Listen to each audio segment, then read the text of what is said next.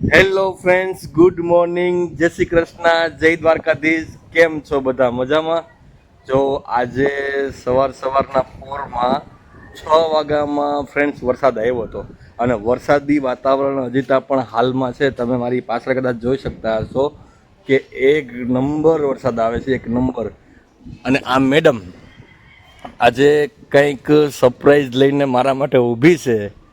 જો કે સરપ્રાઈઝ થોડી તો અંદાજો છે, પણ હવે મેડમના હાથે જ આપણે પૂછીએ કે શું સરપ્રાઈઝ છે. ભાઈ, તારું ગિફ્ટ આજે એન્વાયરમેન્ટના કારણે જો બપોરના સમયમાં ફ્રેશ વાતાવરણ રહેશે તો રાબેતા મુજબ તને ક્યાંય પણ ફરવા માટે લઈ જઈશ.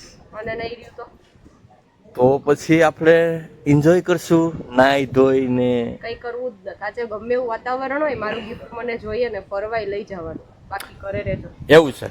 તો ફ્રેન્ડ્સ, મેડમ જીદ લઈને બેઠી છે કે આજે એને ફરવાઈ જવું છે અને એને ગિફ્ટ પણ જોઈએ છે. તો ભાઈ, બે વસ્તુ તો શક્ય નથી, પણ એક વસ્તુ ફાઇનલ કરાવીશ. શું કે મેડમ, એક વસ્તુ તો કરશું ને? મારું ગિફ્ટ. વાવ, ખોલો, લાવો ફોન આપી દો મને. એટલે આ એમેઝોન માંથી મગાવ્યું લાગે. નહીં, મીશો જિંદાબાદ. મીશો માંથી. અને આમ તો જો બબુ કેવું બધું વાતાવરણ છે. ગિફ્ટ ખોલીને જોઈ લઈએ ગિફ્ટમાં શું આપ્યું છે. તો ફ્રેન્ડ્સ, કન્ટિન્યુ રહેજો વિડીયોમાં. આવો, મેડમે શું ગિફ્ટ આપ્યું છે ને આપણે જોઈએ. ખાખીમાં શું આપ્યું છે કંઈ આઈડિયા તો આવતો નથી, પણ જોઈએ શું થાય. આ કેમ ખુલતું હોય? હે ખોલતા આપણે આવડે ને, કારણ કે આપણે કોઈ ગિફ્ટ આપવા વાળું હતું નહીં. આ મેડમ આપે છે એટલે આપણે ખબર તો ન પડે. તો શું કે અમે પહેલું ગિફ્ટ આપ્યું 4 વર્ષમાં? તે તો ઘણા ગિફ્ટ આપ્યા છે, પણ મને કોઈ ગિફ્ટ નથી આપ્યા ને આવી રીતના નથી આપ્યા ને એટલા માટે. તો ફ્રેન્ડ, બોક્સ તો અનબોક્સિંગ ના બદલે ફાટિંગ થઈ ગયું. થોડો અંદાજો આવી ગયો છે કે મેડમે શું આપ્યું છે, પણ તમને બતાવું. તો ફ્રેન્ડ્સ, ફાઇનલી મેડમે મારા માટે વોચ લીધી છે, કારણ કે મને વોચનો બહુ શોખ છે. અને તમે જોતા હશો હાલમાં મારા કાંડા ઉપર વોચ નથી. રીઝન એ હતું કે વોચનો જે કાચ આવે ને ઉપરનો, એ તૂટી ગયો હતો. એના રીઝનથી મેડમના ધ્યાને પડ્યું અને મારા માટે વોચ આપી. તો madam, happy marriage anniversary. Same to you. Okay, તો ચલો ફ્રેન્ડ્સ, વિડીયોમાં કન્ટિન્યુ રહેજો. આજ તો મેડમને ક્યાંક આપણે ફરવા લઈ જવાની જ છે અને એન્વાયરમેન્ટ સારું રહે તો.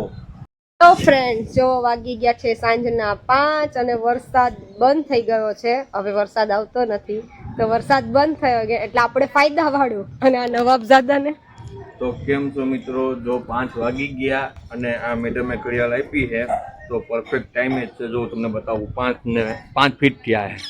તો ચલો મેડમ, ક્યાં ફરવા જવું છે? તમે ક્યાં લઈ જાવ છો? મારી પાસે તો ચાવી છે, તારે જ્યાં જવું અહીંયા લઈ જાવ. હાલ, એમ ના ચાલે ને. મેં તમને સરપ્રાઈઝમાં ગિફ્ટ આપ્યું, તો ફરવા જવાનું ગિફ્ટ કોનું છે? તો ફ્રેન્ડ્સ, ચલો મારી સાથે વ્લોગમાં કન્ટિન્યુ રહેજો. આજે આપણે મેડમને ઘણી બધી જગ્યાએ ફરવા માટે લઈ જઈશું અને જ્યાં લઈ જઈશું ત્યાં તમે હારે જ છો ને. તો ચલો હવે મળીએ આપણે આગળ. ફ્રેન્ડ્સ, તો હવે જોઈએ આ ખડૂસ ક્યાં લઈ જાય છે આપણને ફરવા માટે. તમે કન્ટિન્યુ રહેજો. તો અત્યારે આપણે હાલમાં પેટ્રોલ પંપે પહોંચી ગયા છે અને બ્લેક ફરીને થોડી ભૂખ લાગી હતી, તો એને ખાવાનું તો આપણે આપવું જ પડે. તો અત્યારે હાલમાં અમે ક્યાં પેટ્રોલ પંપ છે એ તમને બતાવું. જો અહીંયા પેટ્રોલ પંપ છે અને જિલ્લા પંચાયતની એક્ઝેક્ટ અપોઝિટમાં પેટ્રોલ પંપ છે.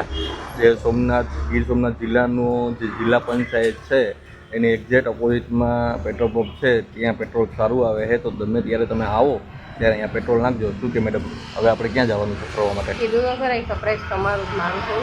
તો અત્યારે હાલમાં તો આપણે જિલ્લા પંચાયત સોમનાથ, ગીર સોમનાથ બધું જઈએ છીએ, તો આપણે જવાનું ક્યાં લઈ જતા હશો તમે? તો ફ્રેન્ડ્સ, ચલો વિડીયોમાં કન્ટિન્યુ રહેજો. આપણે જવાનું છે વેરાવળમાં, કારણ કે ભાઈ અહીં નાનું મોટું પ્લેસ એક જ છે વેરાવળ ફરવા જેવું. આજુબાજુમાં તો ઘણા બધા પ્લેસ છે, પણ એ જંગલ વિસ્તારના છે. તો જંગલમાં તો અત્યારે જવાય નહીં, કેમ અત્યારે તો વરસાદનો માહોલ છે અને સિંહ બી આવી જાય તો મેડમને ખાઈ જાય. તો મેડમને છે હાડકા, કોને જ ખાઈ જાય, એને ન દેવો. તો ચલો ફ્રેન્ડ, આપણા સાથે વ્લોગમાં કન્ટિન્યુ રહેજો. હવે આપણે જવાનું છે વેરાવળ. તો ફ્રેન્ડ, આપણે પેટ્રોલ તો નખાઈ ગયું. શું કે કઈ બાજુ? શું આ બાજુથી હોય કે આ બાજુથી? આ ઓલી બાજુ બે બાજુ. તો તો ફ્રેન્ડ્સ આપણે પેટ્રોલ તો નખાવી લીધું, પણ હવે આપણી બ્લેક પરીનું આગલો જે ભાગ છે એટલે કે આગલું જે પગ છે એમાં થોડુંક પંચર જેવું છે, પણ એ લોંગ ટાઈમથી છે આપણે કરાવતા નથી. આપણે ટ્યુબલેસ ટાયર છે એટલે હવા ભરીએ તો હાલી જાય છે. અને જો આ બ્લેક પરી અહીંયા ઊભી છે એનો આ પગ છે અને એના પ્લગમાં બીજી બ્લેક પરી છે એ હવા ભરે છે. તો મેડમ હવા ભરવાનો એક્સપિરિયન્સ કેવો લાગ્યો? કઈ વાંધો નહીં, તમારે ગુસ્સો આવશે, હે તમારે ગુસ્સો આવશે, ટેન્શન ના લો. ચેક કરું છું બસ ચેક કરવી નથી, હવે તું જલ્દી જલ્દી નળી મૂકી દે એટલે આપણે નીકળીએ.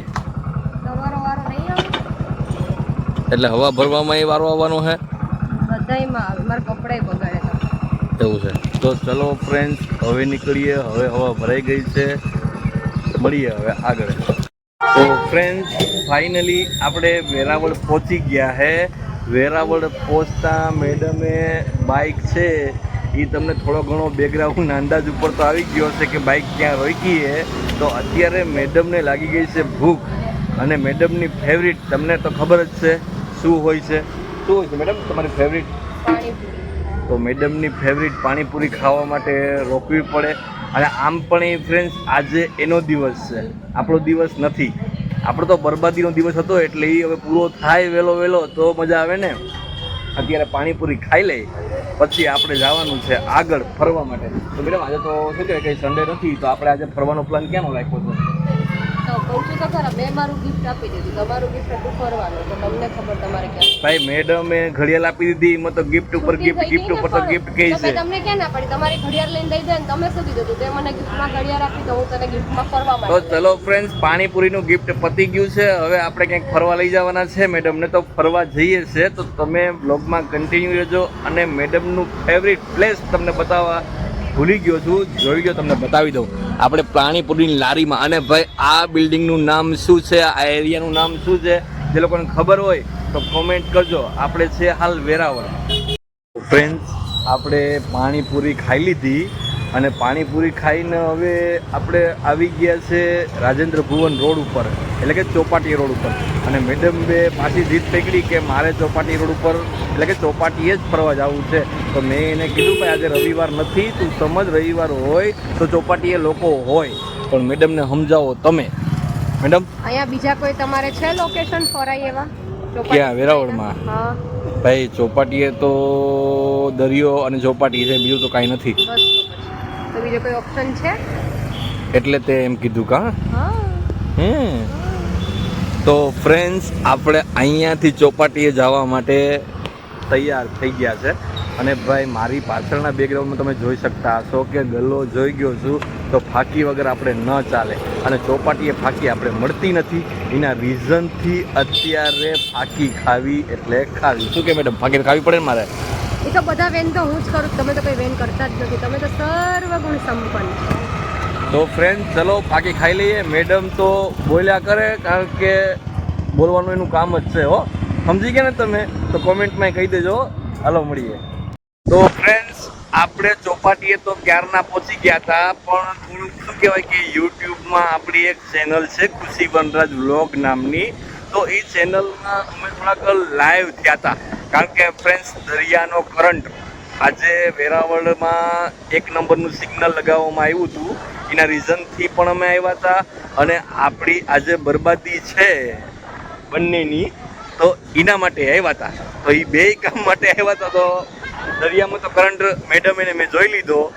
હવે અમારા બેનો કરંટ છે કેટલો સમય છે એ આપણે જોવાનો બાકી છે.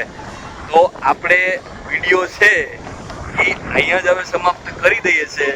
મેડમ કંઈક તમે બોલશો કે એમને ઊભા જ રહો, એનો કંઈક જવાબ દો. ના હવે તમે કરંટ કીધું, તમે તમને પહેલા જ કીધું શું? કે આ કરંટ તો કોઈ નથી, 4 વર્ષ પહેલા જે કરંટ લાગ્યો છે એ હજી એનો પાવર છે. તો ફ્રેન્ડ્સ આ મેડમ 4 વર્ષ પહેલાના કરંટની વાત કરે છે. તો ભાઈ આપણે તો જોઈ લ્યો તમે, કરંટ જેવું કંઈ લાગતું નથી, કારણ કે આપણે તો ફિટ એન્ડ ફાઇન છે. મેડમને ચોક્કસ કરંટ લાગ્યો છે એવું દેખાય છે. શું કે મેડમ? કબૂલ કરો. હા ભાઈ મેડમને કરંટ લાગ્યો છે. જાહેર જનતાને હું લાઈવમાં કહું છું કે મેડમને કરંટ લાગ્યો છે, આપણે કરંટ નથી લાગ્યો. તો ઓકે મેડમ. તો ચલો ફ્રેન્ડ્સ હવે આપણે મળીએ આપણા નેક્સ્ટ બ્લોગમાં.